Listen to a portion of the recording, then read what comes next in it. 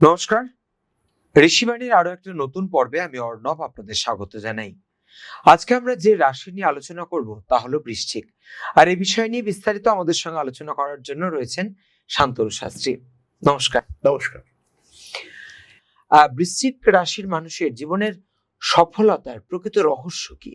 বৃশ্চিক রাশি বা লগ্নের মানুষদের সাকসেসের জন্য প্রথম বিষয়টি হলো, আমরা আগে যেটা বললাম সেটা হচ্ছে প্রকাশ। আর দ্বিতীয় বিষয়টি হলো নিজের মনকে আরো উন্মুক্ত করা। সবকিছু আমি পাবো না, তাই কম্প্যারিজন থেকে বেরিয়ে আসতে হবে।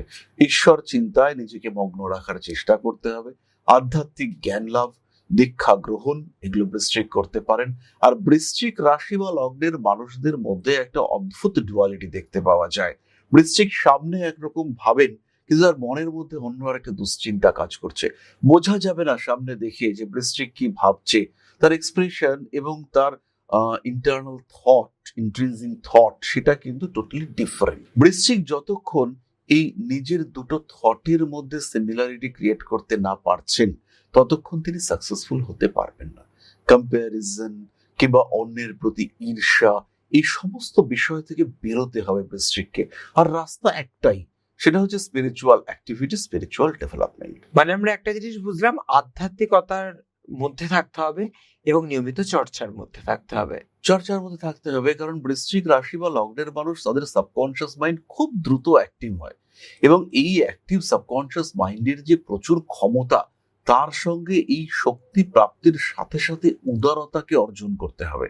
শক্তি আমি পেলাম, কিন্তু তাকে প্রয়োগ কৌশল যদি আমি না জানি, তার জন্য নিজের মনকে যদি উন্মোচিত করতে না পারি, তাহলে আমি কি করে জীবনে সফল হব? তাই সবার আগে যেটা প্রয়োজন, যে এই নিজের মন, নিজের বাহ্যিক মন, অন্তর্মন, আত্মা, অন্তরাত্মা, তার সঙ্গে কন্টিনিউয়াসলি সমন্বয় সাধনের চেষ্টা করা। ইষ্টমন্ত্র জপ করতে হবে, বাস্তব রিয়ালিটিকে অনুধাবন করতে হবে, ইমোশন থেকে বেরিয়ে আসতে হবে।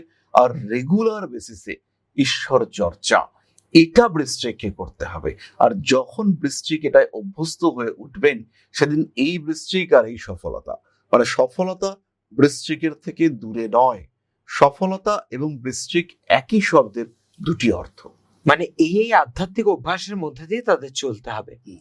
আর কি কিছু আধ্যাত্মিক অভ্যাস এর সঙ্গে তারা করতে পারে? বৃশ্চিক রাশি বা লগ্নের মানুষরা ভীষণ সফট, তাই তাদের মধ্যে পরিবর্তন নিয়ে আসা, তারা যদি নিজেদের আত্মপরিবর্তন করতে চান, ব্যাপারটা ভীষণই ইজি। তাই সিম্পল হ্যাবিটস, যেমন সকালবেলা উঠে একটু ধ্যান, মেডিটেশন, এটা করা যেতে পারে। সামান্য যোগাভ্যাস বা চর্চা, একটু হেলদি ফুড গ্রহণ করবার চেষ্টা, এগুলো বৃশ্চিকের জন্য ভীষণ ভীষণ পজিটিভ। এবং এই অভ্যাসগুলোর মাধ্যমে সত্যি কথা বলবো, মানুষকে ইরিটেট করব না, ঈর্ষা হিংসা এড়িয়ে চলবো, জীব জগতের প্রতি আমার ভালোবাসা থাকবে, স্পিরিচুয়াল অ্যাক্টিভিটিস করব, একটু স্তোত্র পাঠ সকালবেলা উঠে করতে পারলে ভালো, না হলে একটু শুনবো।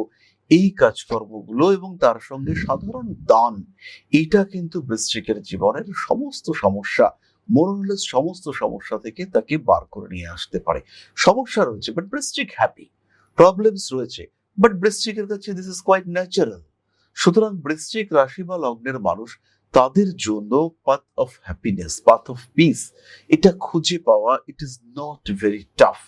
সুতরাং বৃশ্চিক রাশি বা লগ্নের মানুষের কাছে ভালো থাকা, এটা কিন্তু একটা শিল্প। তাই বৃশ্চিক রাশি বা লগ্নের মানুষজন জীবন পরিকল্পনা যখন করবেন, তখন সেখানে আধ্যাত্মিকতার স্পর্শ থাকবে, এটা মাথায় নিয়েই পরিকল্পনা করতে হবে।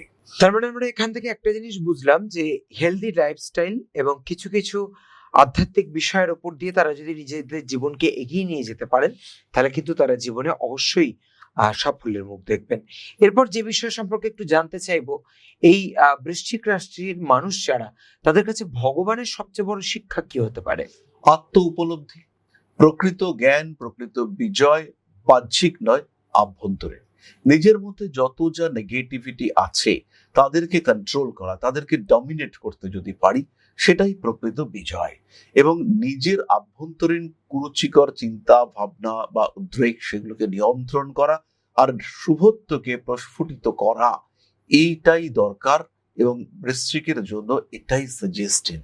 রেগুলার মেডিটেশন, মানুষের সঙ্গে, টাফ লাইফের সঙ্গে নিজেকে অ্যাডজাস্ট করিয়ে নেওয়া, যারা খারাপ আছে তাদের সঙ্গে থাকা, তাদের সঙ্গে আরেকটু সময় কাটানো, প্রবলেম গুলোকে রিয়ালাইজ করা। মানুষের জীবনে কত সমস্যা, হসপিটাল হতে পারে বা কোনো অ্যাসাইলাম হতে পারে, যে কোনো জায়গায় মানুষ সমস্যায় আছে।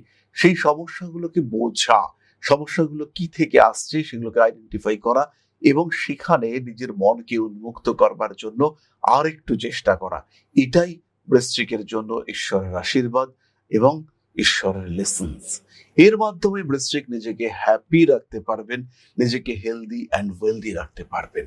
তাই বৃশ্চিক রাশি বা লগ্নের প্রত্যেকটি মানুষ তাদের শরীর স্বাস্থ্যের দিকে রেগুলার নজর রাখতে হবে এবং কোনোভাবে যদি শরীর একটু সমস্যাগ্রস্ত হয় তাহলে immediate, without being any kind of late, সরাসরি ট্রিটমেন্ট করতে হবে। দরকার হলে সেকেন্ড ওপিনিয়ন, থার্ড ওপিনিয়ন ইত্যাদি নিতে হবে। ট্রিটমেন্টের প্রয়োজনীয়তা হতে পারে। তাই আপনার জন্য ঈশ্বরের যে বার্তা সেটি হলো নিজের আত্মার উন্মোচনের জন্য আরেকটু সচেষ্ট হওয়া, নিজের ভালো থাকা, নিজের ভালো লাগাগুলিকে গুরুত্ব দেওয়ার সঙ্গে সঙ্গে আর একটু পরিবেশের জন্য ভাবা। এটাই আপনার আত্মার মুক্তির পথ দেখাবে, এটাই আপনার অন্তরাত্মার মুক্তির পথ দেখাবে। তাহলে আমরা একটা জিনিস বুঝতে পারলাম যে বৃশ্চিক রাশির মানুষকে ভীষণভাবে নিজেদের প্রতি যত্নশীল হতে হবে। নিজেদের এতটুকু কোনো অসুস্থতা তাচ্ছিল্য করলে চলবে না, চিকিৎসকের পরামর্শ নিতে হবে, সব মিলিয়ে ভালো থাকতে হবে। আজ আমরা বৃশ্চিক রাশি নিয়ে জানলাম। আমরা আগামী দিনে আবারও ফিরে আসবো কোনো নতুন রাশি বা আপনাদের কোনো নতুন সমস্যা এবং তার প্রতিকার নিয়ে। ভালো থাকবেন সবাই। নমস্কার। নমস্কার। জয় মা আদি শক্তি।